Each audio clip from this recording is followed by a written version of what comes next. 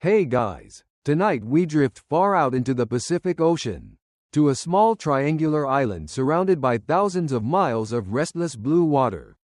You're standing on a windswept grassy slope, the ocean murmuring endlessly below the cliffs, while enormous stone faces stare calmly across the land as if they've been waiting centuries just for you to arrive. These are the Moai of Easter Island, Rapa Nui to the people who live here, and their quiet presence has puzzled explorers, archaeologists, and the occasional jet-lagged tourist ever since they were first spotted by outsiders in the 1700s. And here's the strange part. Many of these statues weigh as much as a small truck. Some weigh more, yet they were carved and moved by a community living on one of the most isolated inhabited islands on Earth. No cranes, no metal machines, no forklifts, just stone tools, rope, and a lot of determination. If you're already imagining the logistics of moving something that weighs more than your entire apartment building, congratulations, you're thinking like every confused historian who has ever studied this place. But before we wander too far into the mystery, a quick reality check. If you lived here 1,000 years ago, chances are you wouldn't last very long hauling giant statues across volcanic hills in the tropical sun. Your modern skill set of scrolling your phone and microwaving noodles might not carry you very far in ancient Polynesia. No offense, I'm including myself in that category. So, before you get comfortable, take a moment to like the video and subscribe, but only if you genuinely enjoy what I do here. And while you're settling in tonight, let me know down in the comments where in the world you're listening from, and what the local time is where you are. I always love seeing how far these sleepy little journeys travel. Now, dim the lights, maybe turn on a fan for that soft background hum, and let's ease into tonight's journey together. You begin by imagining the journey across the Pacific itself. Rapa Nui sits more than 2,000 miles from the coast of South America and even farther from most other Polynesian islands. It is so isolated that sailors often describe reaching it as feeling like discovering a tiny green dot in the middle of an endless ocean map. Long before European ships ever appeared on the horizon, Polynesian navigators crossed this vast ocean in double-hulled canoes. They used stars, currents, birds, and cloud patterns to guide them. No GPS, no compass, just memory, tradition, and a deeply impressive ability to read nature like a living map. Historians generally agree that Polynesian settlers first reached Rapa Nui somewhere around the 12th or 13th century. That's the mainstream view. These settlers likely sailed from islands thousands of miles west, perhaps the Marquesas or Mangariba, bringing with them crops like sweet potatoes, chickens, and the cultural traditions that would shape the island for centuries. Imagine stepping ashore with them. The island is greener than it appears today. Tall palm forests cover the slopes. Birds nest in the cliffs. Freshwater trickles from volcanic craters. It probably looks like a good place to build a life. And over time, that's exactly what happens. Villages appear along the coastline. Families grow crops in rock-lined gardens that protect soil from wind. Fishing canoes slide into the surf each morning. Life here isn't easy, but it's steady. And then, slowly, the statues begin. At first it may seem like a simple idea. Many Polynesian cultures honor ancestors through carvings or sacred structures. On Rapa Nui, that tradition grows into something considerably larger. Instead of small wooden figures, the islanders begin carving massive human forms from volcanic stone. These are the Moai. Most stand between 10 and 13 feet tall, though some are larger. The tallest successfully erected Moai stands about 33 feet high. A few unfinished statues are even bigger, including one nearly 70 feet long that was never completed. To give you a sense of scale, imagine trying to move something the size of a city bus, using nothing but rope and teamwork.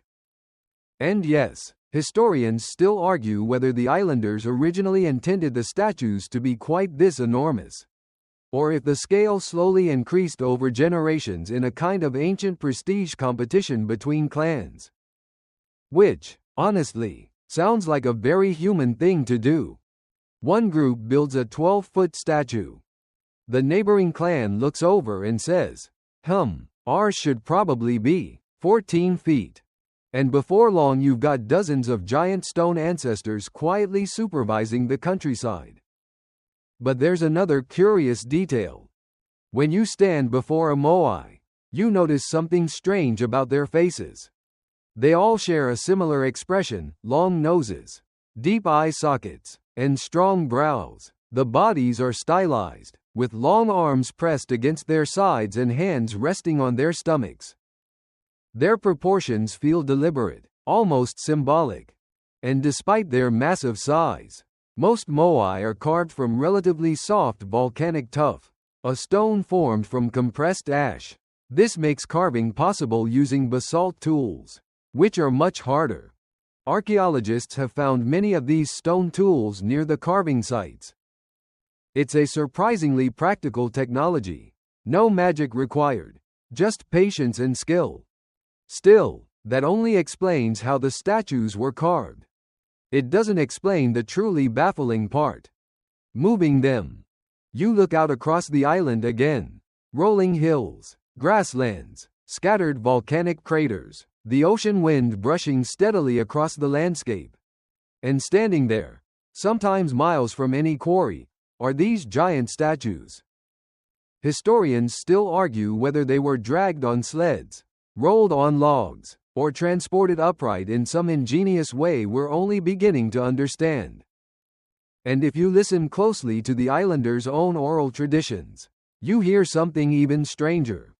According to local stories, the statues didn't just get moved. They walked. Now, before you picture stone giants marching around like a late-night fantasy movie. The traditional phrase is more poetic than literal. But even so, the idea lingers. Because somehow, by some clever method, the Moai traveled across this island. And over the next 2 hours, as the wind moves gently through the grass and the statues continue their silent watch, you'll follow the trail of clues left behind by the people who carved them. You'll wander through ancient quarries, forgotten villages, and quiet debates among modern archaeologists who are still trying to understand exactly what happened here. And slowly, piece by piece, the puzzle of the walking statues begins to unfold. The wind continues sliding across the hills as you wander farther inland. The grass brushing softly against your legs. From a distance the landscape almost looks empty: rolling green slopes, scattered rocks, and the endless blue of the Pacific beyond the cliffs. But then you crest a small rise, and suddenly one appears. A Moai. Actually, several. They stand quietly along a long stone platform called an ahu.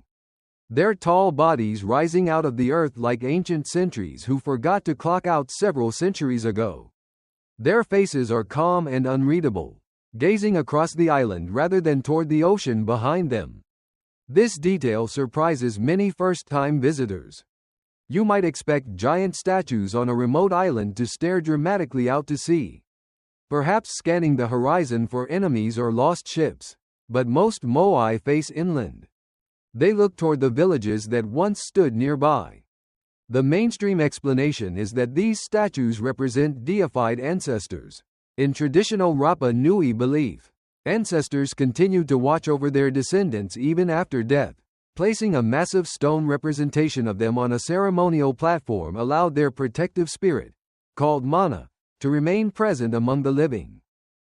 So when you stand beneath one of these statues, technically you're standing under the watchful gaze of someone's extremely important great-great-great-grandfather.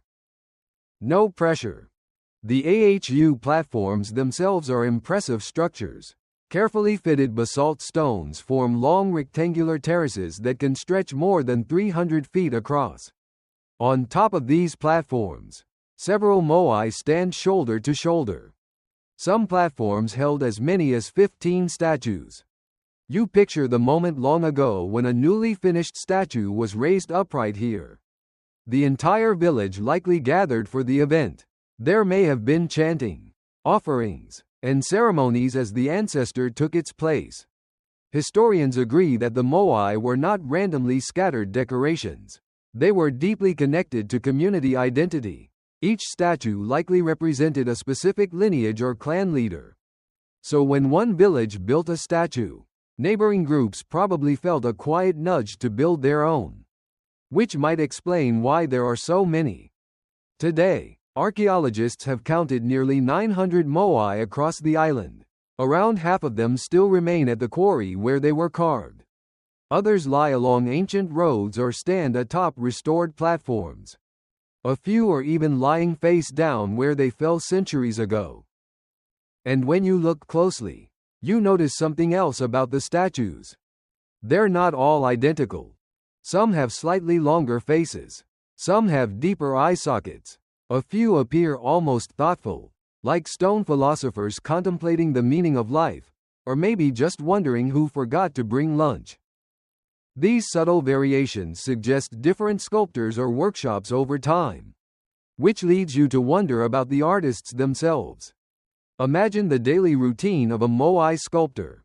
You wake before sunrise, gather your basalt chisels, and head toward the quarry with a group of other craftsmen. The volcanic stone wall towers above you, already filled with half-finished figures emerging from the rock. You chip, tap, and scrape for hours. Not exactly a relaxing desk job. Yet the process itself was surprisingly efficient. Archaeologists studying tool marks have found that skilled workers could carve about 1 centimeter of stone per day along large surfaces. That may not sound like much, but with teams working continuously, a statue could be completed in a matter of months. Which is impressive, considering the tools were essentially shaped stones. There's also a quirky detail many people miss. Most Moai originally had eyes. When first carved, the statue's eye sockets were left empty. But once a statue was placed upright on its platform, artisans inserted eyes made from white coral with dark obsidian or red stone pupils. Suddenly the statue would appear alive. That moment, when the eyes were added, likely marked the instant when the ancestor's spiritual power was believed to enter the statue. It must have been a dramatic sight. Though historians still argue whether the eyes were added immediately after erection or during special ceremonies later on. Either way, the effect would have been striking.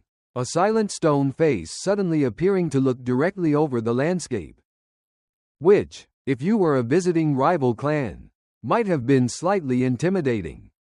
But as you walk along the grassy ridge beside the AHU, another mystery slowly creeps into your mind.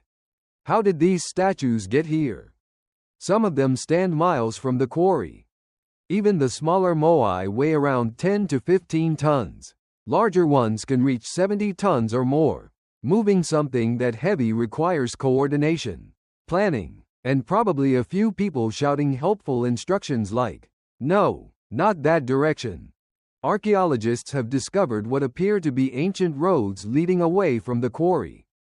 These roads snake across the island like faint scars in the grass. Along these routes, several statues lie abandoned. Some are face down. Others rest on their backs, as if someone simply paused mid-journey and never came back. These fallen statues offer clues. Their positions suggest they were transported horizontally at least some of the time. But not everyone agrees on exactly how. One classic theory suggests the statues were placed on wooden sleds and dragged across the island using ropes. Logs might have been used as rollers beneath them. It's a sensible idea, until you realize something awkward. Rapa Nui today has almost no large trees. And although the island once had forests, historians still argue whether enough timber existed during the height of Moai construction to support large-scale log transport. This leads to another possibility. Maybe the statues weren't dragged lying down at all. Maybe they traveled standing up. Which sounds ridiculous at first, until you hear the island's old legends.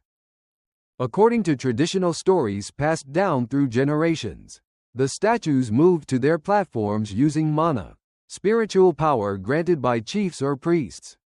In simpler terms, the statues walked.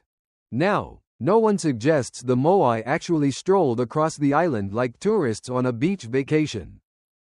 But that word, walked, has inspired an idea that modern researchers would eventually test. And surprisingly, it might not be as impossible as it sounds. You glance back at the quiet statues again. Their massive heads tilt slightly forward, their bases narrow toward the bottom. Almost like they were designed to tip.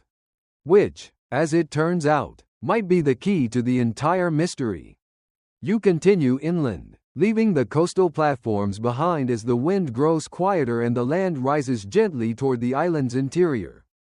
The path beneath your feet becomes rougher now, dotted with dark volcanic rock. Ahead, the slopes of a large crater slowly appear, its sides formed from ancient ash and lava.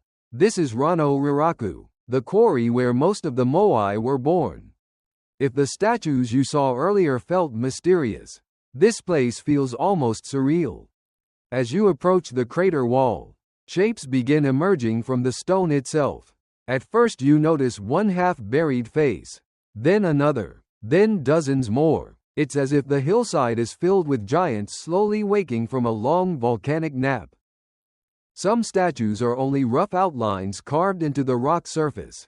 Others are nearly complete, their long noses and heavy brows clearly visible.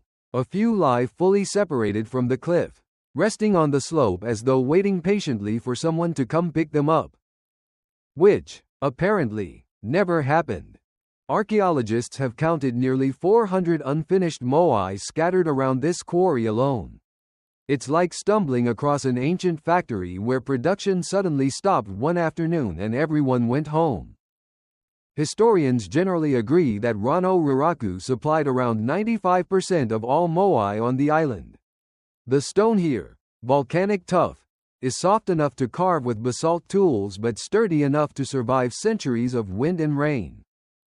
You imagine standing here 800 years ago.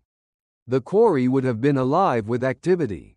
Groups of sculptors kneeling against the rock face, tapping steadily with stone chisels, chips of yellow-gray tuff collecting around their feet, supervisors discussing proportions, apprentices hauling tools, and probably someone complaining about sore shoulders.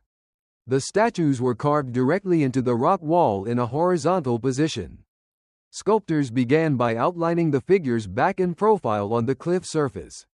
Gradually they removed stone around the shape until the statue emerged like a relief carving. Only when the front details were complete did workers cut the statue free from the bedrock. Think of it like carefully slicing a giant stone cookie out of a volcanic baking sheet. Except the cookie weighs 20 tons. Once detached, the statue slid down a prepared slope to the quarry floor. From there, it could be transported across the island. At least, in theory. Because when you look around Rano Riraku, you quickly notice something strange. Many statues here were never moved at all. Some are fully carved yet still half buried upright in the soil. Only their heads and shoulders remain visible above ground. Early explorers actually believed these were just giant heads sticking out of the earth. In reality, the bodies continue several meters below the surface. Archaeologists excavating around these statues discovered something fascinating. Many of them were deliberately placed upright in pits near the quarry. Carvings and petroglyphs appear on their backs, details you'd never see if the statue stood on a distant platform. Which raises an intriguing question. Why carve elaborate designs on a statue's back if it would eventually face a cliff or platform wall? Historians still argue whether these quarry statues served a different purpose. Some believe they acted as ceremonial markers within the quarry itself. Others think they were temporarily stored there while transport plans were arranged. There's even a quirky theory suggesting the statues might have been partially buried to stabilize them while workers prepared ropes or sled systems. Though that idea hasn't convinced everyone. One thing is clear. The quarry was incredibly busy during the peak Moai building period between roughly 1200 and 1600 CE. That's several centuries of statue carving. and the scale gradually grew larger over time. Early Moai were smaller and simpler. Later ones developed more exaggerated features, longer noses, heavier brows, taller torsos. You could almost imagine sculptors comparing notes across generations. Grandfather carved a 10-foot statue? Excellent. We'll make ours 15. Eventually the competition may have reached impractical levels.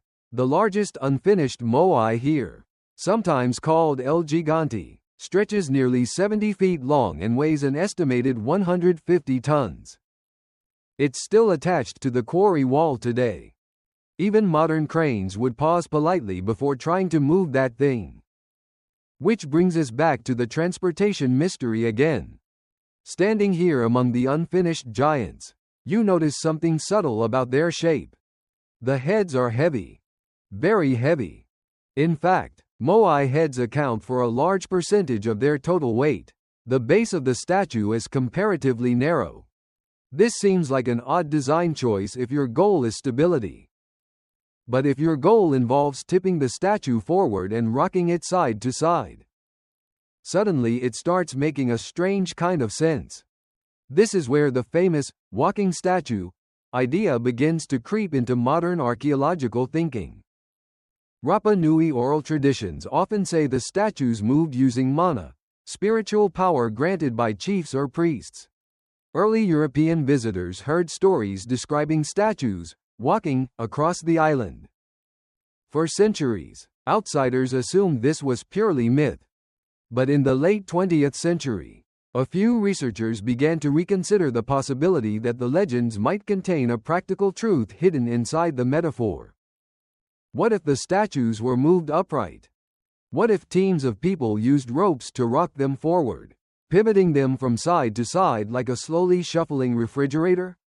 If you've ever tried moving a heavy couch across a room, you've probably done something similar, tilting it slightly, sliding one corner forward, then repeating the process. Except now imagine the couch weighs 12 tons and you're guiding it down a volcanic road. No pressure. Still, as unusual as it sounds, this idea would eventually lead to one of the most fascinating experiments in archaeological history. But before anyone attempted to make a stone giant walk, there was another important detail about Rapa Nui that had to be understood. Because once, long ago, this quiet grassy island looked very different. It was covered in forests. And the disappearance of those forests would become one of the biggest puzzles in the Moai story. You linger a little longer in the shadow of the quarry walls, where half-finished giants seem to grow straight out of the volcanic rock. The air here feels still, almost respectful, as if the hillside remembers centuries of steady hammering. Imagine the rhythm of that work. Tap, chip, scrape. A basalt chisel strikes the tuff again and again, each blow sending small flakes of stone sliding down the slope. The sound would have echoed around the crater like a patient drumbeat. This was not chaotic labor. It was organized. Archaeologists studying tool marks believe teams of skilled sculptors worked together in coordinated groups. Some shaped the faces, others smoothed the bodies. Apprentices carried tools and cleared rubble.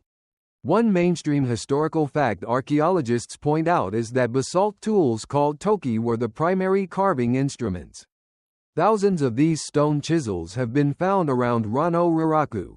They're surprisingly tough, formed from dense volcanic rock that holds an edge wool enough to carve the softer tuff. Still, carving a statue this size required endurance. You picture yourself kneeling at the rock face with a hammerstone in hand. After about 15 minutes your arms already feel tired. After an hour you're considering a career change. Meanwhile the ancient sculptors did this for months. Possibly years. But despite the difficulty, the statues show remarkable consistency. The proportions repeat again and again: elongated heads, heavy brows, deep eye sockets, and long torsos tapering toward the base. Historians believe the sculptors were following established cultural guidelines. These weren't random portraits, they represented idealized ancestors. almost like a stylized family portrait carved at the scale of a small building. And while the faces appear calm, there's a quiet authority to them. Their brows tilt forward slightly, giving the statues a look of focus, or mild disappointment. Possibly the same look your grandparents give when you forget to call them. As the statue slowly emerges from the rock face, workers carve the nose first, then the brow ridge, then the long arms resting against the torso. The hands are placed neatly across the stomach with thin, elegant fingers. This detail fascinates archaeologists because the fingers are delicate compared to the statue's massive size. It's like someone carved a giant refrigerator, and then carefully sculpted fingernails. But perhaps the most interesting moment comes near the end of the process. Once the front details are complete, the sculptors cut along the statue's back to separate it from the quarry wall. Only a narrow ridge of stone remains attaching the statue to the rock. Finally, with careful chiseling, that ridge is broken, and suddenly the moai is free. Workers likely used ropes and wooden supports to control the statue as it slid down a prepared ramp toward the quarry floor. This part of the process required precision. A 20-ton statue gaining speed downhill is not something you want escaping your supervision. Picture 20 islanders shouting instructions while a giant stone ancestor slowly slides past.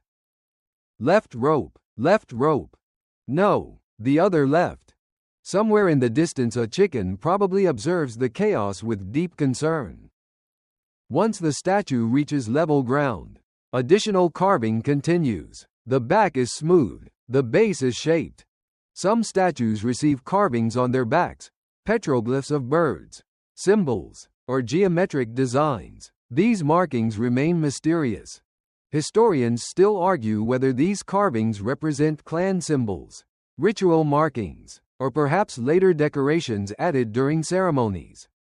One quirky tidbit archaeologists discovered is that red pigment traces have been found on some statues. This suggests that certain moai may have once been painted.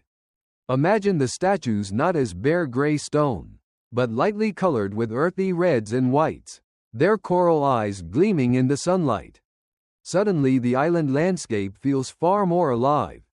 Now, after all this careful work, the statue is ready for the most complicated step of its life.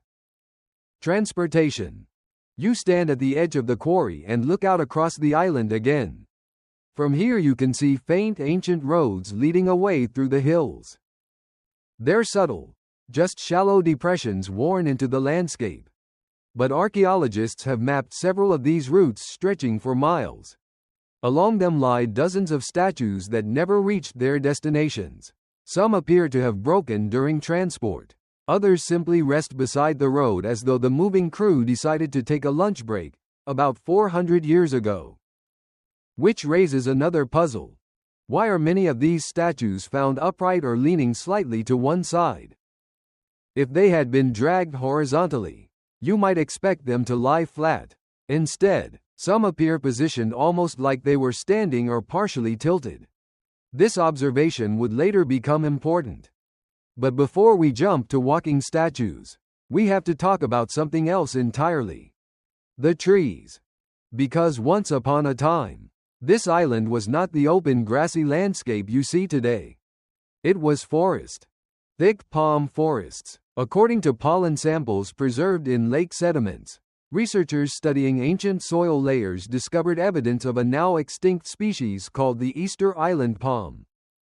These trees may have grown more than 60 feet tall. That's a lot of timber.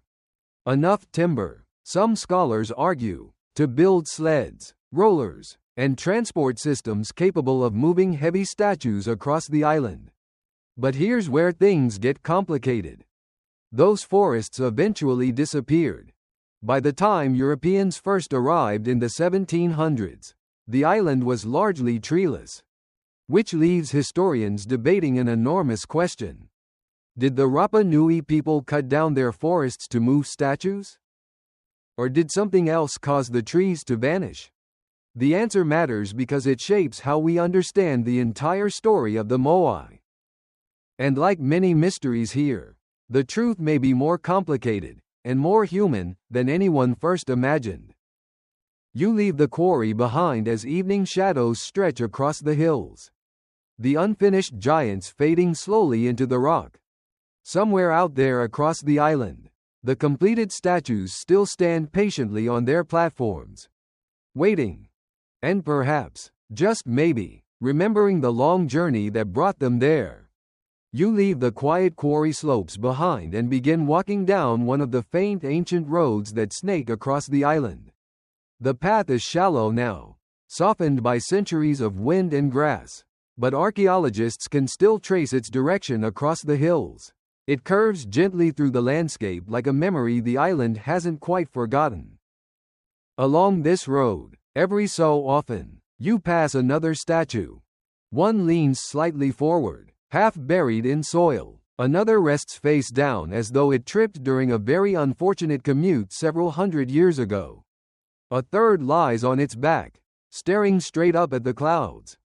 It's strangely peaceful.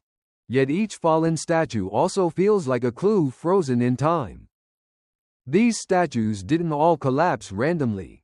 Many are positioned along these old transport routes leading away from Rano Raraku. It's almost as if the island itself is showing you snapshots from an ancient moving day.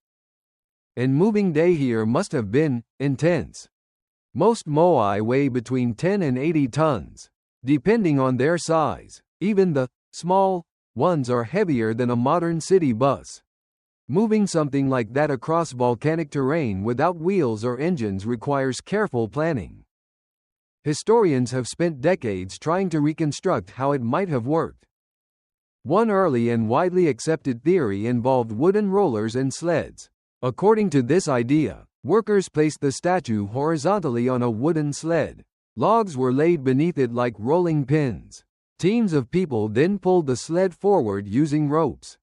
It's a method that has been used in many ancient cultures. Large stones for temples and pyramids were often transported in similar ways. So on paper, it sounds perfectly reasonable. But as you continue walking, another detail begins to bother you. Where are all the trees? Rapa Nui today has only small shrubs and scattered grasses. There are no towering forests anywhere on the island. Yet pollen studies from ancient soil layers tell a different story. Scientists drilling into lake sediments discovered pollen from a massive palm species that once covered the island. The Easter Island palm was closely related to the Chilean wine palm and may have reached heights of more than 20 meters. In other words, long ago the island probably looked more like a tropical woodland than the open fields you see now, which would have provided plenty of wood for rollers, sleds, canoes, houses, and fires.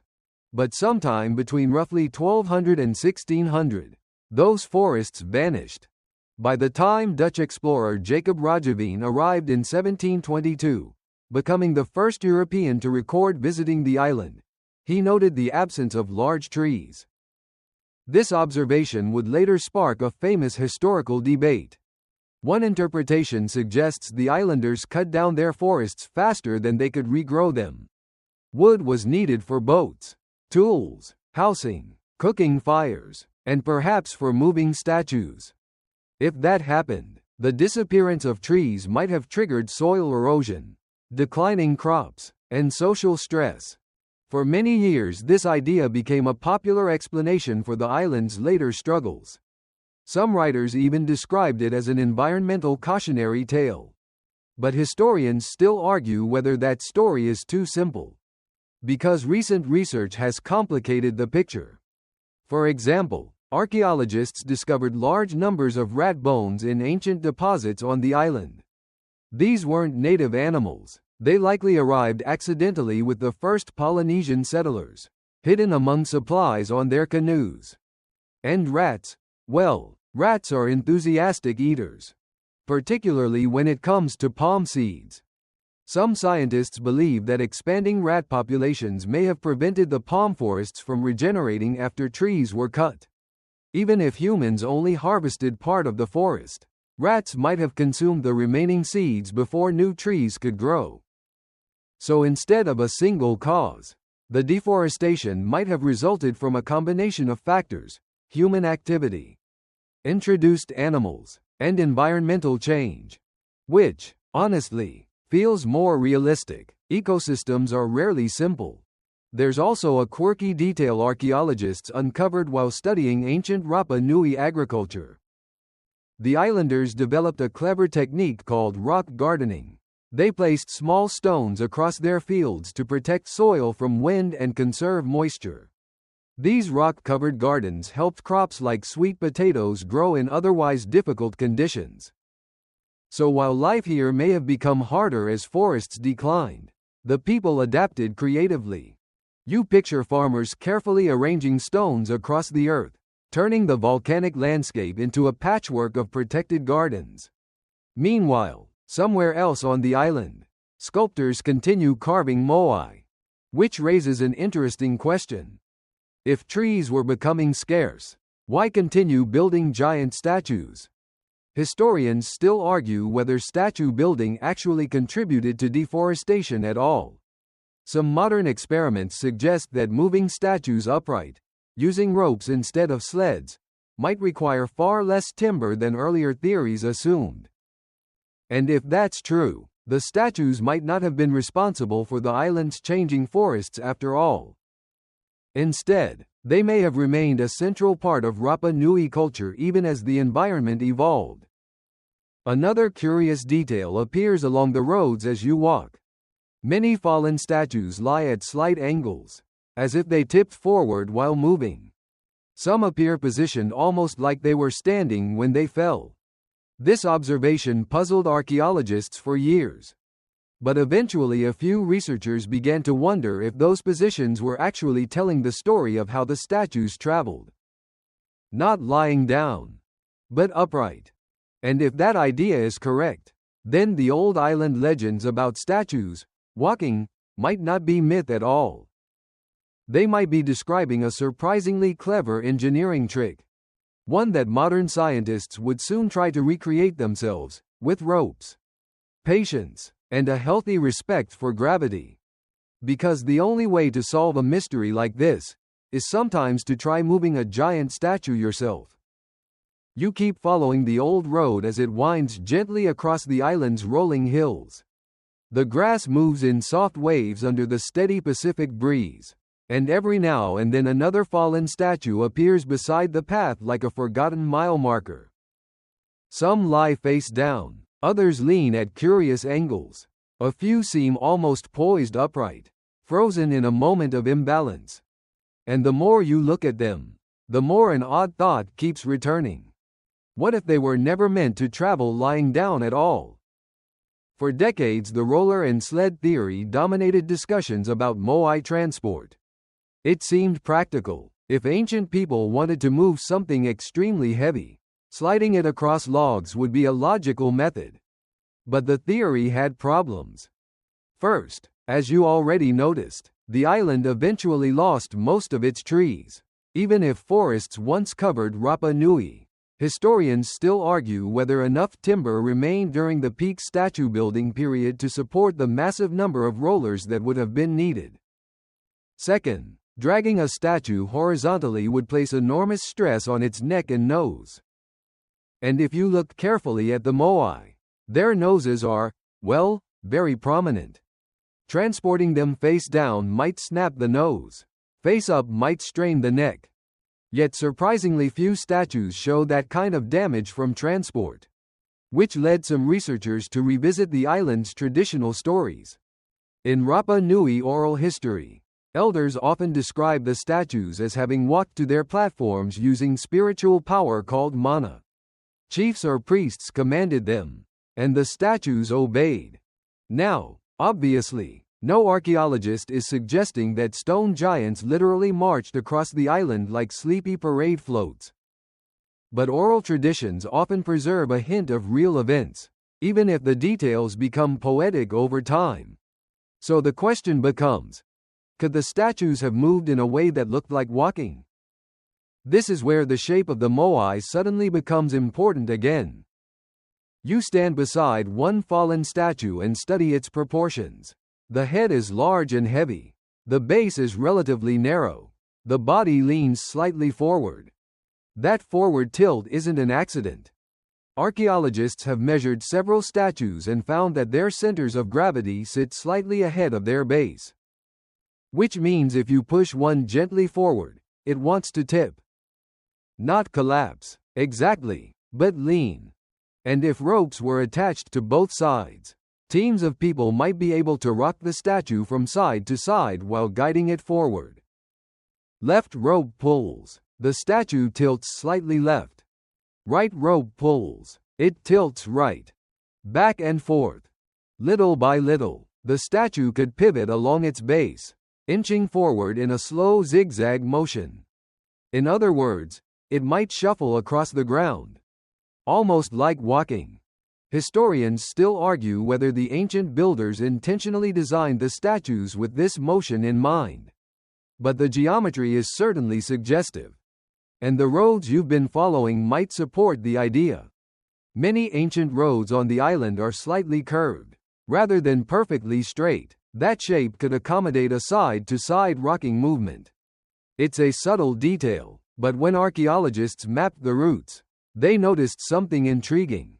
The curves match the kind of path you'd expect if a tall object were being gently zigzagged forward.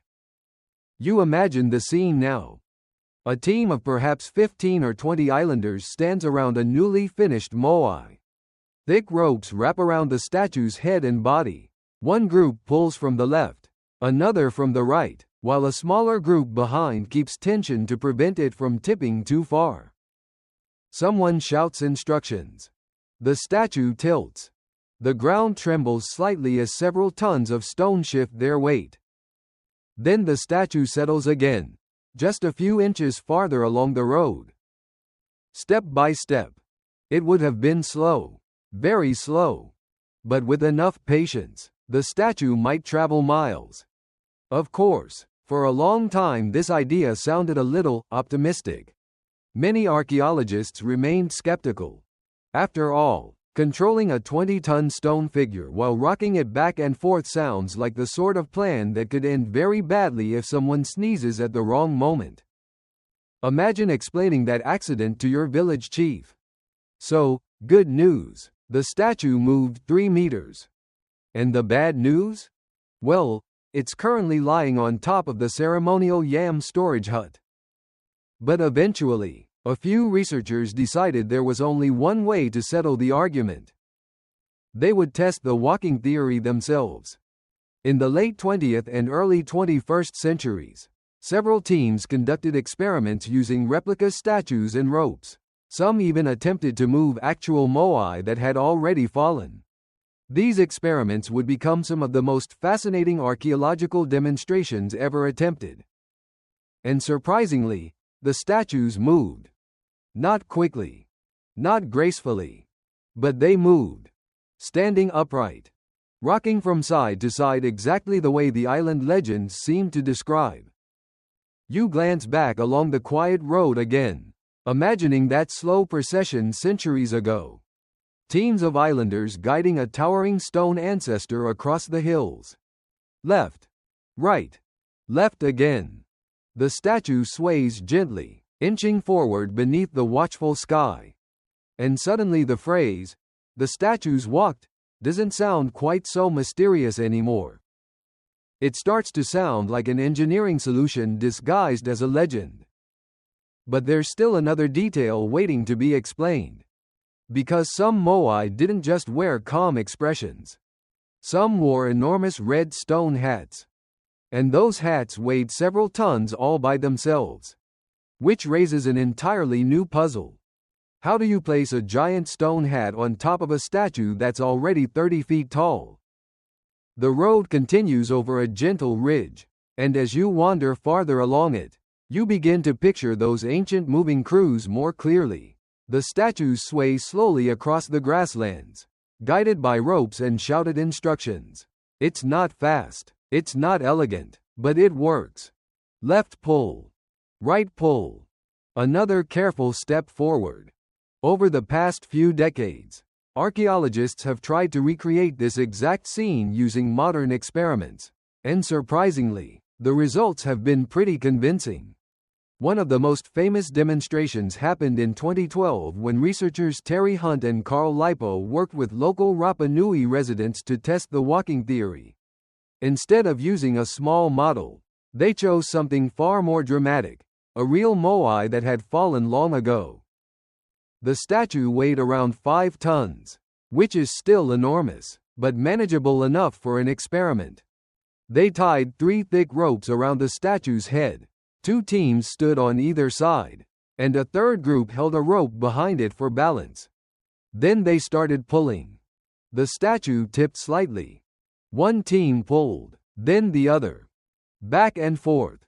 Slowly, almost unbelievably, the Moai began to rock forward. Each sway moved it a few inches. Within minutes it was shuffling across the ground. If you saw the video today, it looks strangely graceful, like the statue is politely waddling down the road. Which must have been a surreal moment for the researchers. Imagine spending years debating a theory with colleagues, and then suddenly watching a giant stone ancestor casually stroll across a field like it's late for a meeting. The demonstration suggested that a group of about 18 people could move a statue upright without enormous amounts of timber. Just ropes, coordination, and patience. Of course, historians still argue whether this method was used for every statue. Some Moai might have been transported lying down on sleds, especially the very largest ones. But the walking technique does explain several mysterious clues. For example, many fallen statues along ancient roads have broken bases. If a statue tipped too far during transport, the narrow base might snap under the weight. And that's exactly what you'd expect if a walking statue lost its balance. It also explains why some Moai lean forward slightly even when standing upright on their platforms. That forward tilt helps maintain balance during movement. In other words, the statues may have been designed to move, which is both brilliant and mildly terrifying. Because guiding a 20-ton statue that wants to tip forward requires teamwork. A lot of teamwork. Picture the moving crew again. The island sun is high. The ropes stretch tight between teams of workers. Someone calls out rhythm commands so everyone pulls together. Left team pulls. The statue tilts. Right team pulls. The statue pivots. Dust shifts under its base as another slow step completes. Meanwhile, the balancing crew behind keeps tension on their rope, preventing the statue from tipping too far forward. One wrong pull and the statue could fall. Which likely happened sometimes. After all, several statues along the roads appear to have toppled mid-journey. But even with occasional accidents, the walking method would allow statues to travel miles across the island using relatively small teams. And that fits well with the island's population. During its peak centuries, archaeologists estimate Rapa Nui may have supported 10,000 to 15,000 people. That's enough to organize multiple statue-moving crews while still maintaining farms, fishing, and village life. Speaking of villages, as you continue along the road, you begin to notice something else. Stone house foundations. Low curved walls made from stacked basalt blocks appear in clusters near the coast. These mark the remains of ancient Rapa Nui homes. The houses were long and narrow, shaped almost like overturned canoes. Their roofs were likely made from wood frames covered with reeds or grasses. Inside, families slept close together on woven mats. Cooking fires crackled outside in sheltered pits. Life here revolved around the ocean and the land. People fished for tuna and other large fish using bone hooks. They raised chickens in stone enclosures. And they cultivated crops like sweet potatoes, taro, bananas, and sugarcane. Those clever rock gardens you heard about earlier helped protect plants from the island's strong winds. Small volcanic stones trapped moisture and stabilized the soil, which meant dinner could still grow even when the environment became more challenging. A quirky tidbit archaeologists discovered involves the island's chicken houses, called Hare Moa. These were small circular stone structures with narrow entrances, just large enough for chickens but too small for most predators. Which shows that even while people were busy building giant statues, someone was also carefully designing poultry real estate. Balance in all things. As the village life hums quietly around you in your imagination, the Moai remained the spiritual center of these communities. Each clan maintained statues representing their ancestors. Ceremonies and offerings were held at the AHU platforms. Historians still argue whether these ceremonies involved feasting, chanting, or other rituals that strengthened social bonds between families. But the statues themselves symbolized something powerful: the presence of the past watching over the present. When villagers looked up at the Moai, they saw their lineage, their heritage, their guardians. And moving those statues from quarry to platform wasn't just construction. It was a sacred journey. A slow procession across the island landscape. Step by careful step. Yet the story of the Moai doesn't stop once they reach their platforms. Because some of them eventually received an unexpected finishing touch. A massive red stone topknot, which weighed several tons, and somehow ended up perched neatly on top of a statue already towering above the ground. And that raises another delightful puzzle. Because lifting a stone hat weighing several tons onto a statue 30 feet tall is not exactly a casual afternoon activity. Unless, of course, the islanders had another clever trick waiting. You continue your quiet walk across the island, leaving the old village foundations behind. The ocean breeze returns as the land slopes gently toward the coast again. And as you approach one of the restored ceremonial platforms, something new catches your eye. Perched on top of several Moai are enormous red stone cylinders. At first glance they look like oversized hats, balanced carefully on the statues' heads. Some are round like giant wheels of cheese. Others resemble tall red topknots. These features are called pukao. And they're almost as mysterious as the statues themselves. The stone used for these hats doesn't come from the same quarry as the Moai. Instead, it comes from another volcanic crater called Puna Pau, located a few kilometers away. The rock there is a reddish volcanic scoria, lighter than basalt but still extremely heavy. A typical pukao weighs anywhere from 10 to 13 tons. Which means the islanders somehow transported these giant red stones across the island, and then lifted them onto statues already standing several meters tall. If you're imagining a crane appearing out of nowhere, sadly that technology wasn't available here in the 1400s. So how did they do it? Historians still argue about the exact technique, but one popular theory involves earthen ramps. Picture the statue already standing upright on its AHU platform. Workers gradually build a long ramp of soil and stones sloping up toward the statue's head. The pukao is then rolled or dragged up this ramp until it reaches the top. Once positioned correctly, the ramp can be dismantled, leaving the hat resting neatly in place.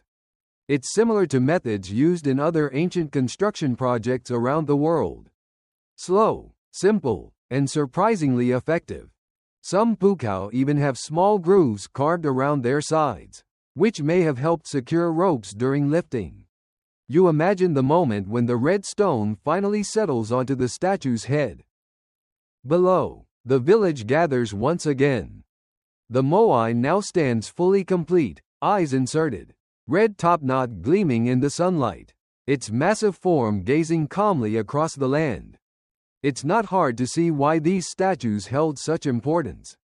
The red pukao likely represented hair tied in a ceremonial topknot, a hairstyle worn by high-status individuals in Polynesian culture.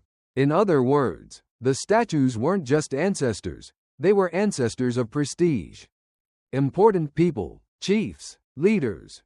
Giving them a red stone topknot was a way of emphasizing their authority.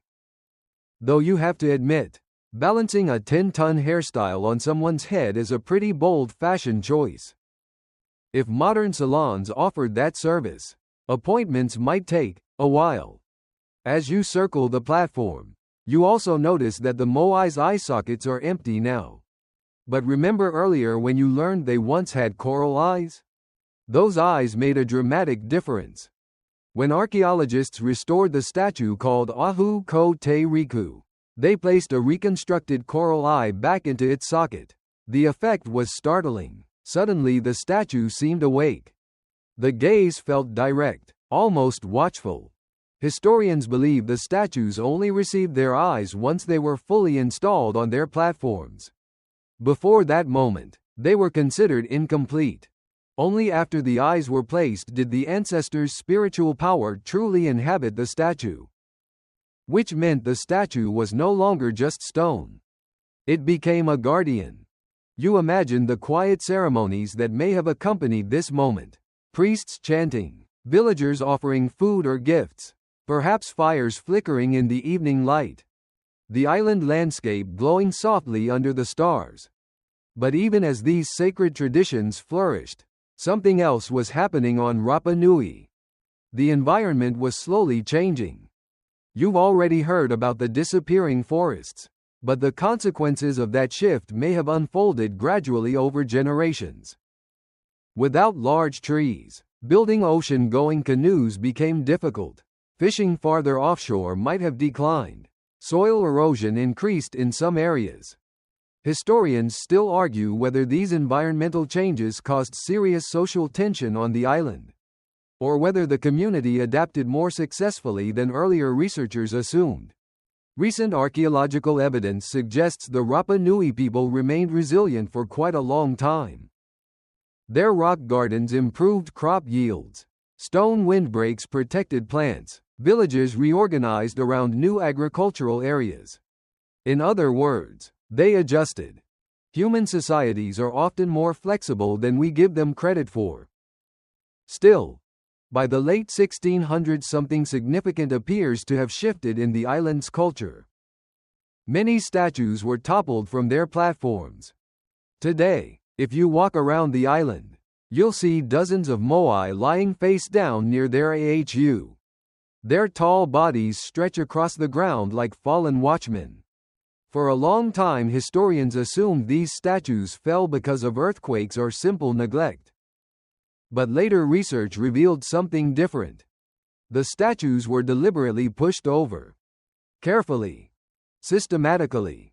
Which suggests a major cultural or political change had taken place among the island's clans. Historians still argue whether this shift reflected conflict between rival groups, changes in religious beliefs, or perhaps the rise of a new leadership system. Whatever the cause, the age of building and honoring the Moai eventually faded. The giant stone ancestors that once stood proudly across the island slowly fell silent.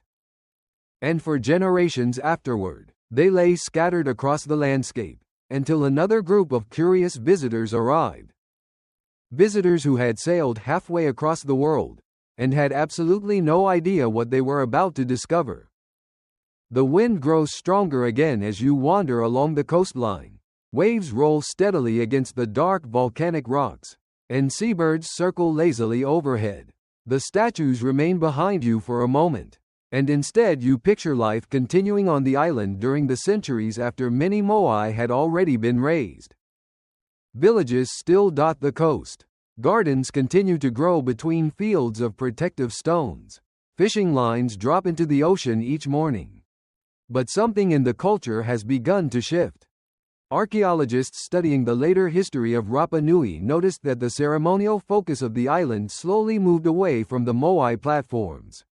New traditions appear in the archaeological record, different rituals, different symbols.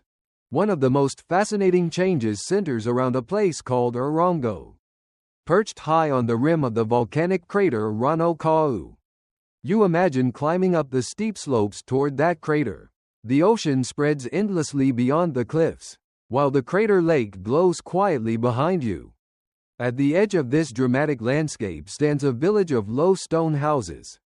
Their roofs once sloped close to the ground, built to withstand powerful ocean winds.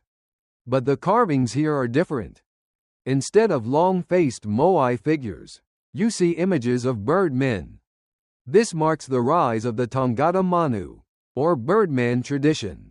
Historians generally agree that sometime after the statue building era declined, Rapa Nui society developed a new ceremonial competition centered around the arrival of migratory seabirds.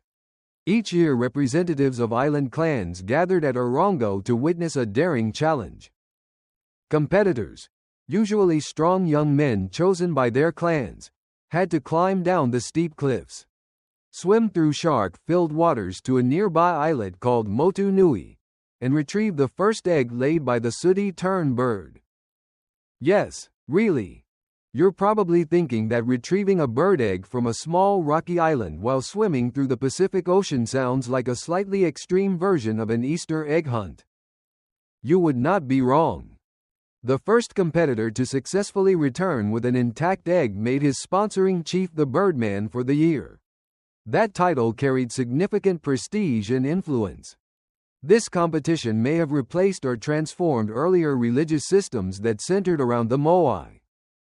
Historians still argue whether the rise of the Birdman cult happened peacefully or if it followed periods of conflict between island groups.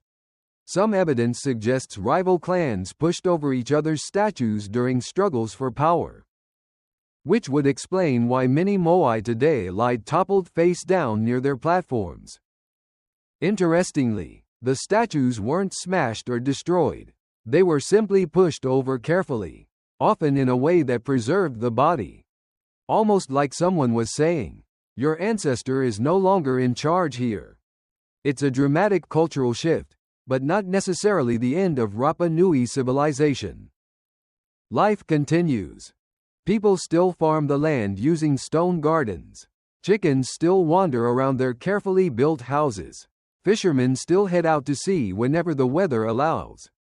In fact, archaeologists studying food remains have found that sweet potatoes remained a major staple throughout this later period.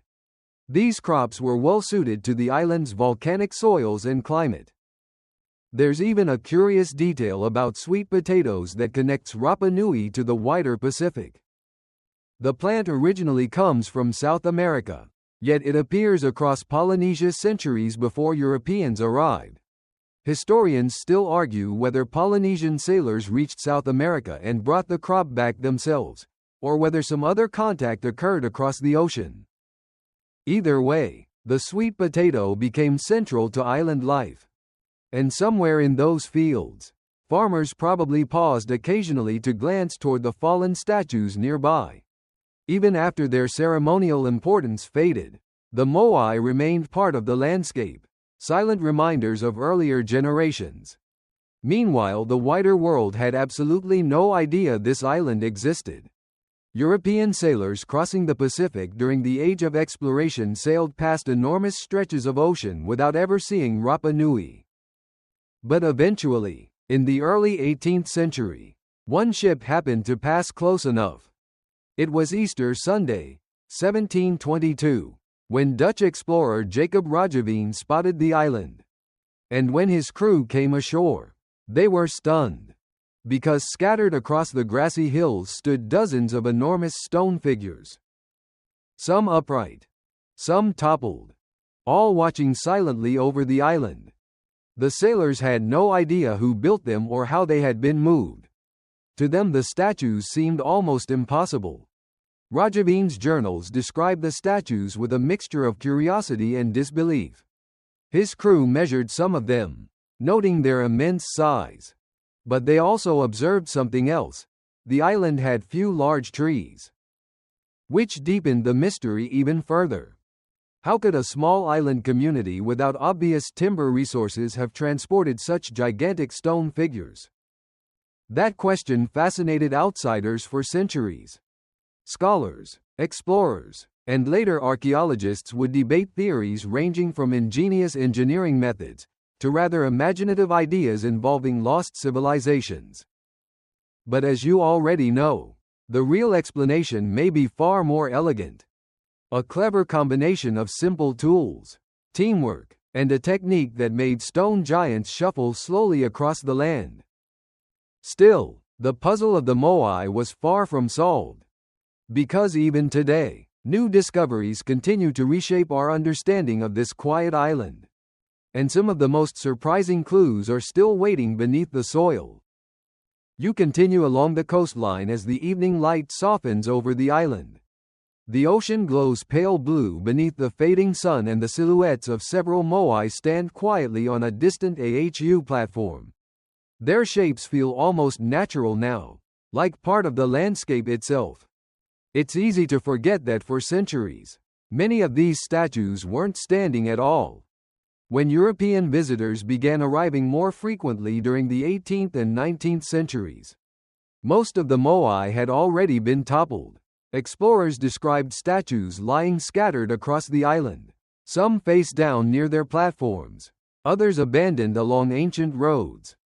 To early outsiders, the place looked like the aftermath of a long-forgotten collapse.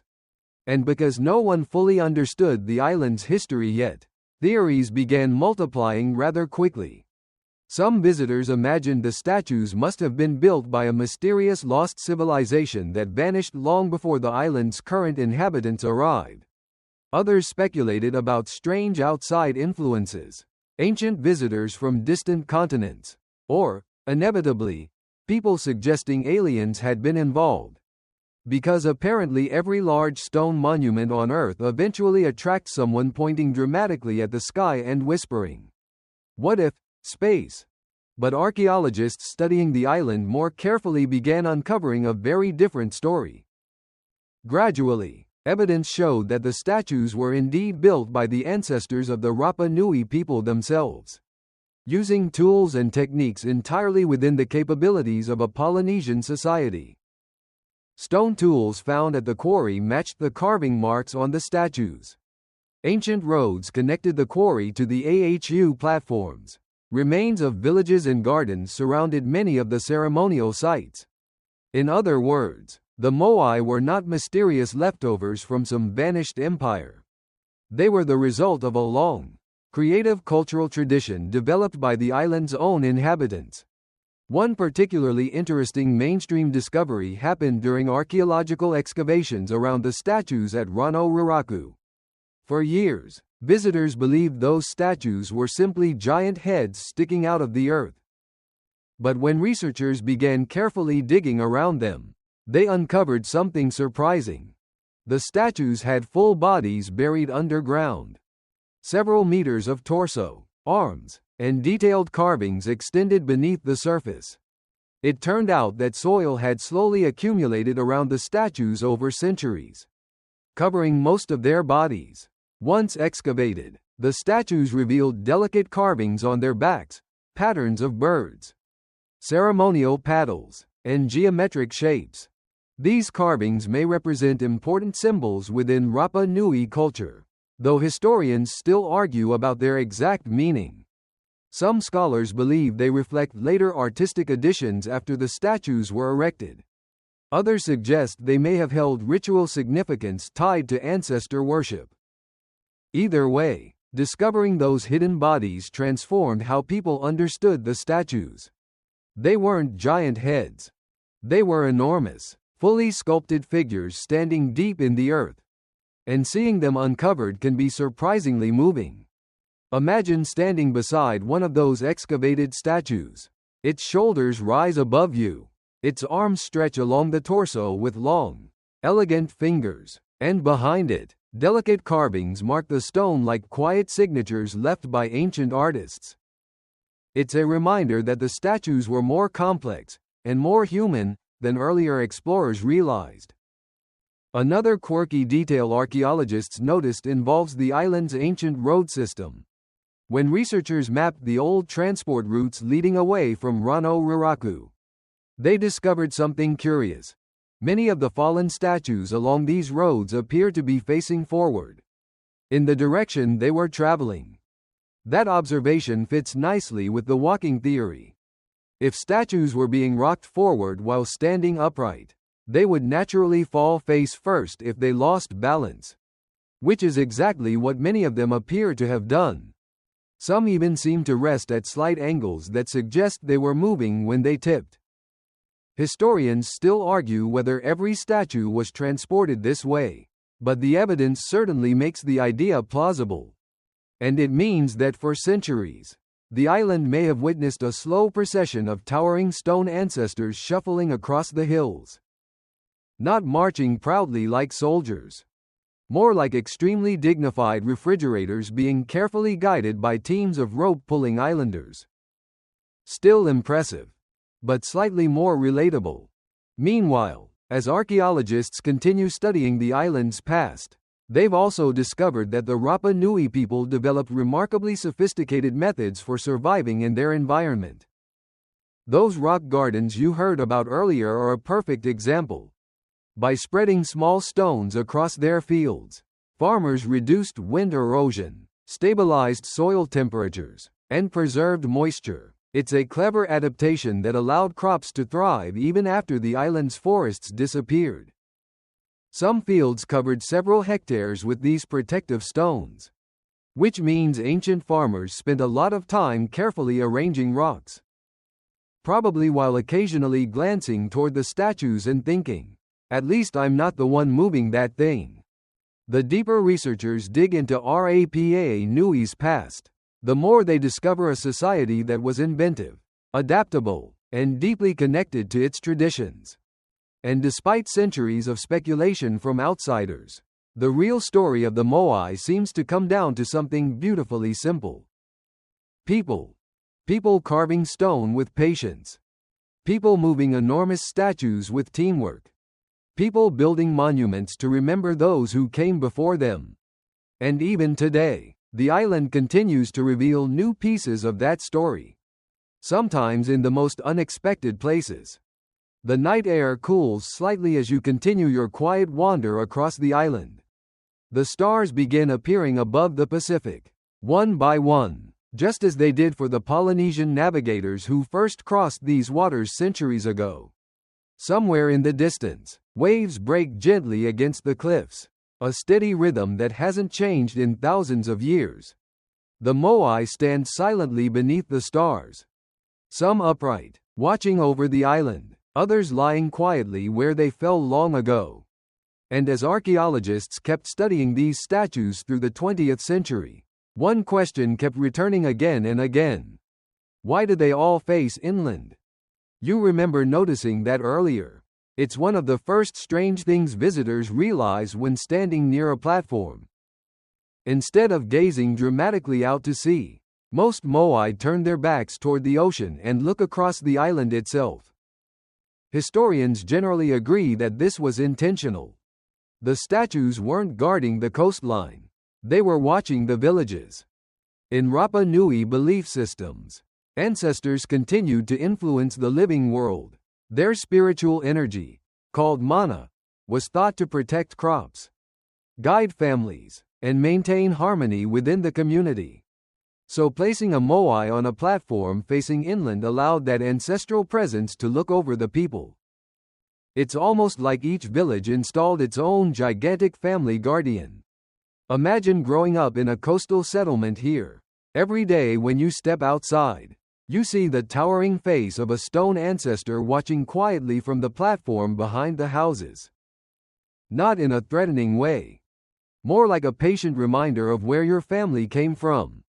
Archaeologists have discovered that many AHU platforms were located near important village areas, gardens, or freshwater sources. That positioning suggests the statues were deeply tied to everyday life rather than isolated ceremonial monuments. They were part of the landscape people lived with constantly. Another fascinating detail involves the eyes of the statues. When most Moai were first carved, their eye sockets remained empty. But once a statue was erected on its platform, craftsmen inserted eyes made from white coral and dark obsidian or red scoria. One mainstream archaeological discovery confirmed this in the late 1970s, when fragments of coral eyes were found near several AHU sites. When reconstructed, the effect is striking. The statue suddenly seems alert, awake, almost like it's paying attention, which probably made the ceremonial moment of installing those eyes extremely important. Historians still argue whether the statues received their eyes during special rituals marking the completion of the monument. But if so, the scene might have looked something like this. The statue stands newly raised on its platform. Villagers gather nearby. Priests approach carrying carefully carved coral pieces. With deliberate care, the eyes are placed into the sockets. And suddenly the ancestor is no longer just a stone carving. It's watching. One quirky tidbit about the statues involves their earlobes. Many Moai have long, stretched earlobes carved along the sides of their heads. This detail likely reflects a real cultural practice.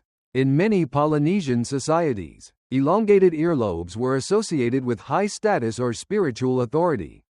So the statues may represent elite individuals, chiefs, leaders, or highly respected ancestors. Of course, carving those long ears into a 30-foot statue also means the sculptor had to climb up repeatedly during the carving process, which must have required some creative ladder arrangements. Hopefully stable ladders. Nobody wants to explain falling off a giant ancestor's ear during work hours. Another small but fascinating detail lies at the statue's bases. Some Moai have slightly rounded bottoms, which seems unusual if you expect them to stand perfectly flat. But this shape actually helps support the walking theory again. A rounded base would allow the statue to pivot gently during transport, rocking forward without digging into the ground. Historians still argue whether this feature was intentionally designed for movement or simply a byproduct of carving techniques. But either way, it works remarkably well for the walking method demonstrated in modern experiments. And those experiments have helped shift scholarly opinion over time. Today, many archaeologists believe the islanders likely used a combination of techniques to transport statues depending on size, terrain, and available resources. Some statues may have been dragged on sleds.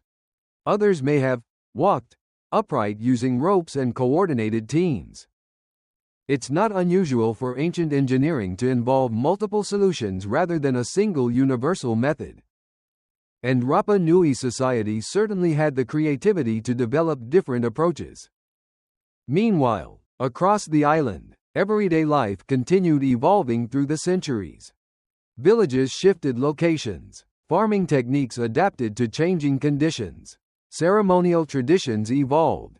Yet the Moai remained.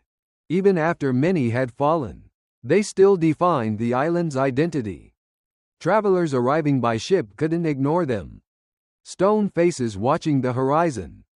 Silent reminders of the people who built them.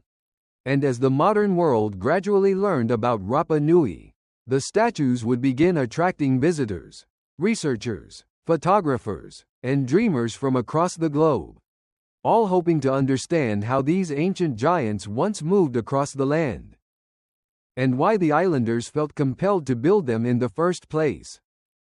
Because sometimes the biggest mysteries aren't just about engineering. Sometimes they're about what people choose to remember. You continue along the coastline as night settles gently over the island. The stars now fill the sky completely, bright and steady above the Pacific. In a place this remote, far from city lights, the night sky looks almost impossibly clear. It's easy to imagine the first Polynesian navigators staring at these same stars as they sailed here centuries ago. Those early voyagers relied on constellations to guide their canoes across thousands of miles of ocean.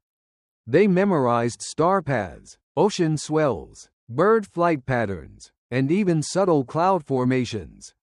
One mainstream historical fact scholars agree on is that Polynesian navigation was among the most sophisticated non-instrumental navigation systems in human history.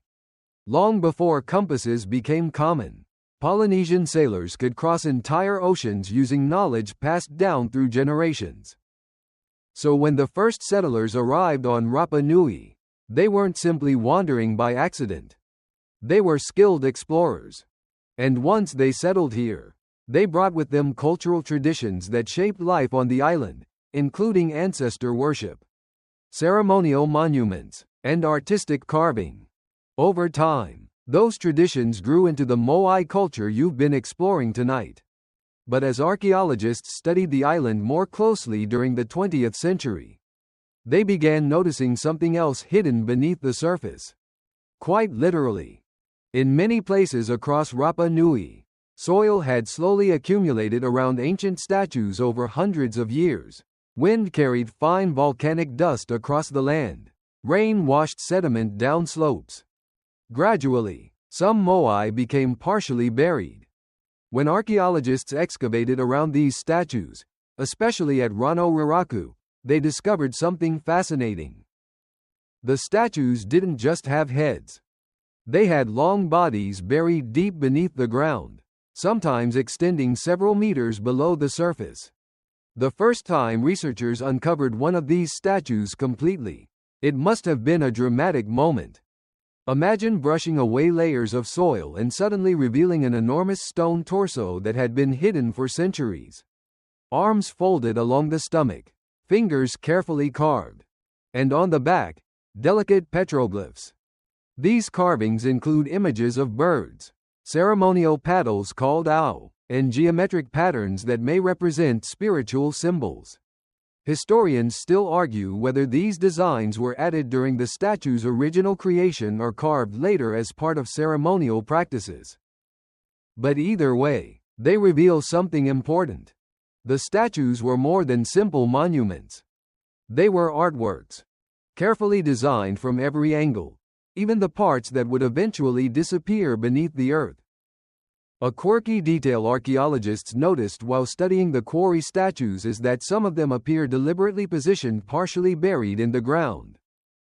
At first, researchers thought these statues had simply been abandoned mid-transport. But closer study suggests they may have been intentionally placed upright in pits within the quarry area.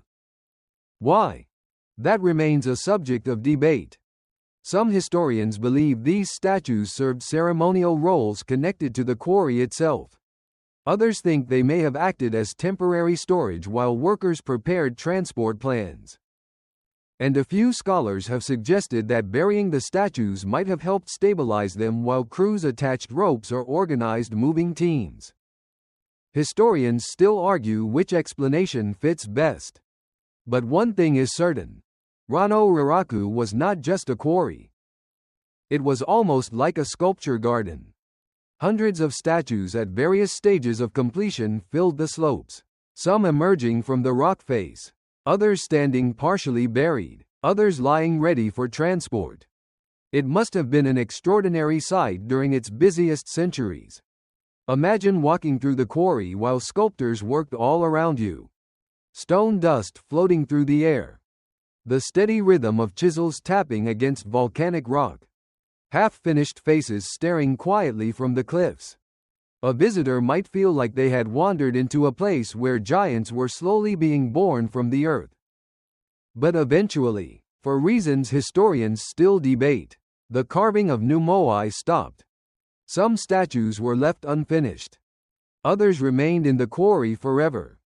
Archaeologists studying the timing of these changes believe large-scale statue production likely slowed sometime in the late 1500s or early 1600s. Why? There are several possibilities. Environmental changes may have made organizing large labor projects more difficult.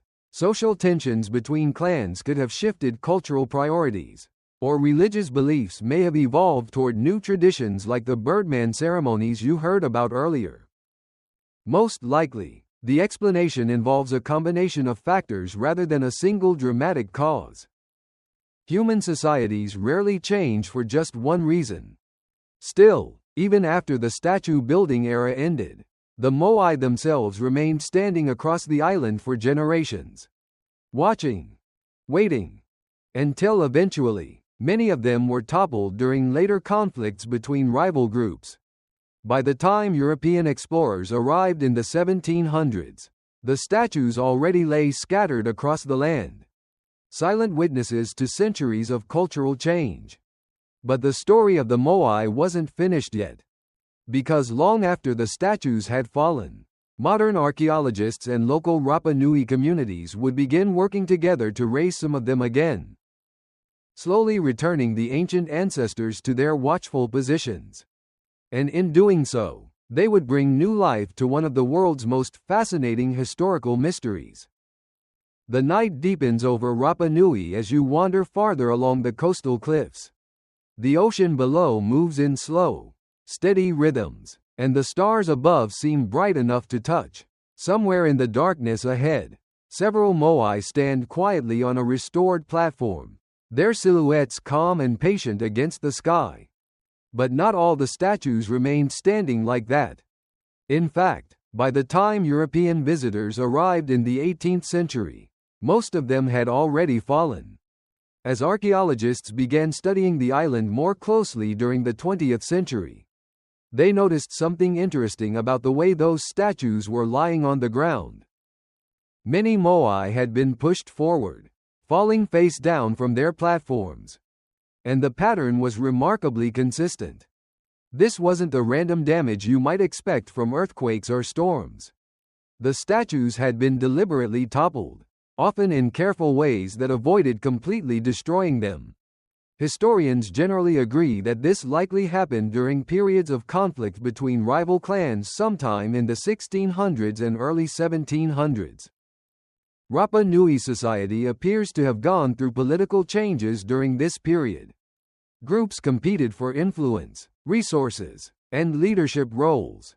One way to symbolically weaken an opponent's power would be to push over the statues representing their ancestors. It's a dramatic gesture. Imagine standing on the ceremonial platform of a rival clan and slowly tipping their giant ancestral statue forward. The stone figure tilts. For a moment it hangs in the air.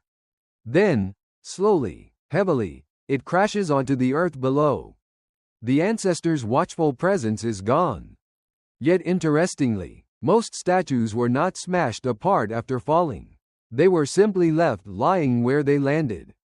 This suggests the act was symbolic rather than destructive. Almost like turning off a monument rather than erasing it entirely.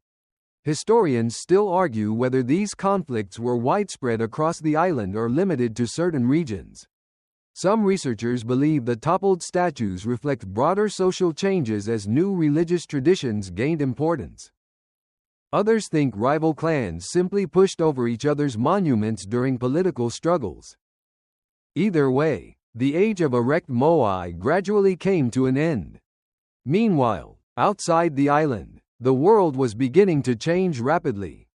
European ships were exploring the Pacific more frequently. Trade routes expanded. Empires competed for influence across oceans. And eventually, those global currents reached Rapa Nui as well. After Jacob Rajavin's first recorded visit in 1722, other explorers arrived in later decades. Spanish expeditions visited in 1770. British explorer Captain James Cook stopped by in 1774 during one of his famous voyages. Cook and his crew observed the statues with fascination. His journals describe enormous stone figures scattered across the landscape. But he also noted that many had already fallen. One curious detail recorded by early visitors was the islanders' continued knowledge of the statue's cultural meaning. Even though the statue building era had ended, oral traditions about the moai remained strong. Elders could still explain which clans built which platforms and how the ancestors were once honored. That cultural memory survived despite centuries of change. Unfortunately, contact with the outside world also brought serious challenges. European ships introduced diseases to which island populations had little immunity. Later in the 19th century, slave raids from South America captured many Rapa Nui people and carried them away. These events had devastating effects on the island's population. At one point in the late 1800s, only a little more than 100 Rapa Nui people remained. It was an incredibly difficult period in the island's history. Yet even during those hardships, the memory of the moai endured. The statues still lay scattered across the island, silent but unmistakable. Visitors continued to wonder how such enormous figures had been carved and transported by a community living on such a remote island. For decades the mystery persisted. Scholars debated theories. Explorers sketched the statues in journals. Photographs began appearing in books and newspapers around the world. And gradually, interest in Rapa Nui grew. In the 20th century, archaeological teams began conducting systematic studies of the island's monuments.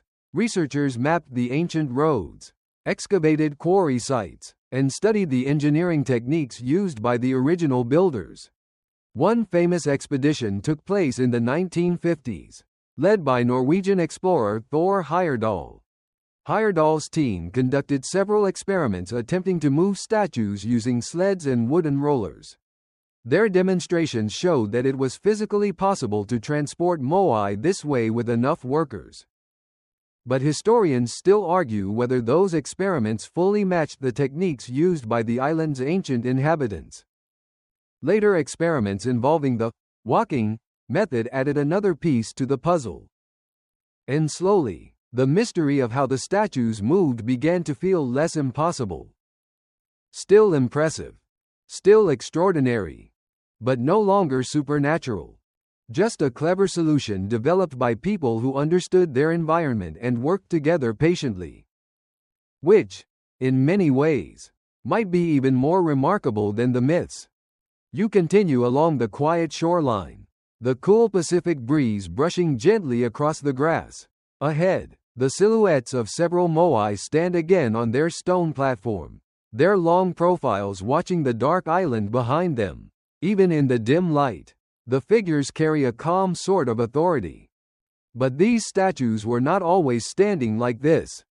For centuries they had remained scattered across the island, some toppled face down, others lying sideways in the grass, and many still half buried near the quarry.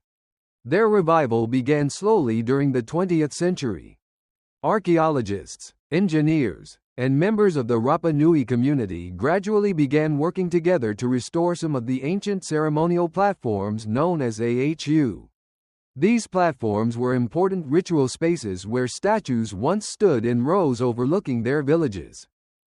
One well-known restoration project took place at Ahu Tongariki, the largest ceremonial platform on the island. Today it holds 15 towering Moai standing shoulder to shoulder. But before restoration, the site looked very different. In 1960, a massive earthquake in Chile triggered a tsunami that crossed the Pacific Ocean and struck Rapa Nui's coast. The enormous wave scattered the already fallen statues even farther inland. Some of the giant figures weighing more than 70 tons were pushed dozens of meters away from the platform. It must have looked like a field of toppled giants. Years later, during the 1990s, archaeologists and engineers carefully lifted those statues back into place using cranes and modern equipment. Each one had to be positioned precisely on its ancient foundation. Today, when you see the line of Moai standing again at Ahu Tongariki, you are actually looking at both ancient craftsmanship and modern restoration working together. It's a fascinating blend of past and present. A quirky detail many visitors notice when walking around restored statues is that their eye sockets are empty. But originally, the Moai had eyes. Archaeologists discovered fragments of white coral and red volcanic stone near several ceremonial sites. These materials were used to create the statue's eyes, white coral for the sclera and red stone or black obsidian for the pupils. When these eyes were inserted into the sockets during ceremonies, the statues were believed to become spiritually active, almost as if the ancestor had awakened. Historians generally agree that Moai probably did not receive their eyes until they were fully erected on their platforms. Before that moment, they were simply stone sculptures. Once the eyes were added, they became living symbols of ancestral presence. It's a bit like turning on a pair of ancient stone security cameras, except much quieter and significantly less judgmental about your snack choices. Historians still argue whether all Moai had eyes installed or if this ritual was reserved for particularly important statues. But the evidence suggests that the ceremony of opening the eyes was an important moment in the life of each monument. Another detail researchers noticed while restoring statues is the subtle precision of their design. The heads are slightly tilted upward. The chins are strong and squared. The long noses form elegant lines down the face. These proportions may not have been random. Some scholars believe the statues were intentionally designed so that their expressions would look calm and powerful when viewed from below by villagers standing near the AHU platforms. If you stand close to one today, you may notice the same effect. The Moai appear dignified rather than intimidating. Serious, but not angry. Calm, but clearly paying attention. And of course, there remains the enduring mystery of how they moved across the island. Even after decades of experiments, discussions continue among archaeologists. Some researchers still favor sleds and wooden rollers. Others believe the walking method best matches the archaeological evidence. And a few scholars think different techniques may have been used depending on terrain, statue size, and available resources. Historians still argue which approach was most common. But perhaps the most interesting realization is that the mystery no longer feels impossible. Once you picture teams of islanders working together with ropes, coordination, and patience, the statues begin to feel less like magical artifacts and more like the result of clever engineering. And yet the Moai never lose their sense of wonder. Standing beside one at night, you can still feel the quiet weight of history. Thousands of hours of labor. Generations of tradition. An entire culture expressed through stone faces staring calmly across the island. And even now, the story of the Moai continues to grow as archaeologists uncover new clues hidden beneath the soil of Rapa Nui. Which means the puzzle you've been walking through tonight isn't finished yet. Not even close. You slow your steps as the island night settles into a deeper quiet. The wind has softened now, and the ocean moves with a steady rhythm below the cliffs. Ahead of you, the line of Moai stands motionless against the stars, their long faces faintly illuminated by moonlight. They have been standing here, or lying here, or waiting to be rediscovered, for centuries. And even now, their story continues to unfold. One of the most interesting developments in recent decades has been the growing role of Rapa Nui researchers and community leaders in studying and protecting the statues. For a long time, much of the archaeological work on the island was led by foreign teams. But today, local voices play an increasingly important role in decisions about preservation and interpretation. After all, the Moai are not just ancient artifacts. They are ancestors. Mainstream historians generally agree that the statues represent important figures from Rapa Nui clans, perhaps chiefs, spiritual leaders, or respected elders whose memory carried authority long after their lifetimes. Standing on the ceremonial platforms, they symbolized a connection between the living and the past. When villagers gathered near the AHU, the ancestors were there with them, watching over the land, protecting the community, and perhaps quietly reminding everyone to behave themselves at family gatherings. Even today, that sense of presence still shapes how many Rapa Nui people relate to the statues. Restoration projects are approached carefully and respectfully, often involving cultural consultation and traditional knowledge. In a way, the Moai have returned to life not only through archaeology, but through cultural continuity. Meanwhile, scientific studies continue revealing new clues about the statues and their world. One surprising discovery involves the soil around the AHU platforms. Researchers noticed that crops tended to grow especially well near these ceremonial sites. When they studied the soil composition, they found that fragments of volcanic rock and weathered stone had enriched the ground with minerals.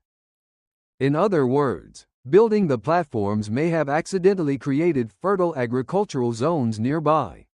Historians still argue whether this effect was intentional. Some scholars think the platforms were strategically placed to improve farming conditions. Others believe the fertile soil was simply a fortunate side effect of construction. Either way, It shows how closely connected the statues were to everyday life on the island. They weren't isolated monuments like statues in a modern museum. They stood beside homes, gardens, and gathering places, part of the landscape. Another quirky detail archaeologists discovered while studying ancient roads across the island is that many moai lie along those routes, as if they fell during transport. These fallen statues have helped researchers map out the likely pathways used by statue-moving teams centuries ago. Following those routes today almost feels like retracing the footsteps of the ancient builders themselves. You can imagine crews guiding a towering statue forward, ropes pulling, voices coordinating each careful movement, the statue swaying gently from side to side, step by step, meter by meter, slowly crossing the island. When modern researchers successfully moved replica statues using the walking technique in the early 2000s, it added another piece to the puzzle. Their experiments showed that a team of fewer than 20 people could move a several-ton statue by rocking it carefully forward. It required patience, coordination, and probably a fair amount of encouragement shouted across the ropes. But it worked. Historians still argue whether the ancient builders used this exact method, but the experiment demonstrated something important. The Moai didn't need mysterious lost technology. They simply required teamwork and ingenuity, which, if you think about it, might be the most human explanation possible. As you stand quietly near the statues tonight, that thought settles gently into your mind. These enormous monuments were created by a small island community working together across generations. Carvers shaping volcanic rock, farmers growing food to support the laborers, navigators preserving traditions brought across the Pacific centuries earlier, and storytellers passing down the memory of the ancestors. All of that effort lives quietly inside the stone faces now watching the island. For hundreds of years they have endured storms, earthquakes, conflict, and rediscovery. They have watched explorers arrive by sail, scientists arrive by airplane, and travelers arrive with cameras and wide, curious eyes. Through it all, the Moai remain patient, still, waiting. Historians will probably continue debating the details for many years, exactly how the statues moved, why some were left unfinished, how social changes reshaped the island's traditions. But perhaps that lingering mystery is part of what makes the Moai so compelling. They are puzzles carved from stone. And puzzles, like quiet bedtime stories, invite the mind to wander gently through possibilities. Now the wind softens even more, brushing lightly through the grass around the ancient platform. The ocean continues its slow breathing against the shore below, and the stars stretch wide above the Pacific. You can imagine the island centuries ago. Fires glowing near village houses. Voices speaking softly in the night. The newly raised Moai standing tall on the AHU, their coral eyes catching the flicker of torchlight as ceremonies quietly unfold. The ancestors watching, protecting, remembering. And as your thoughts drift with the steady rhythm of the waves, the statues seem less like mysteries and more like quiet companions of the night. Patient guardians of an island far out in the ocean. Silent witnesses to human creativity, resilience, and imagination. So the story slows now. The wind moves gently through the grass. The stars hold their steady places above the sea. And the Moai remain exactly where they have always been, calm, watchful, and timeless in the moonlit silence of Rapa Nui. Rest easy now. Let the ocean breathe slowly. Let the island grow quiet. And let the ancient stone watchers keep their peaceful guard while sleep gradually finds its way to you. Sweet dreams.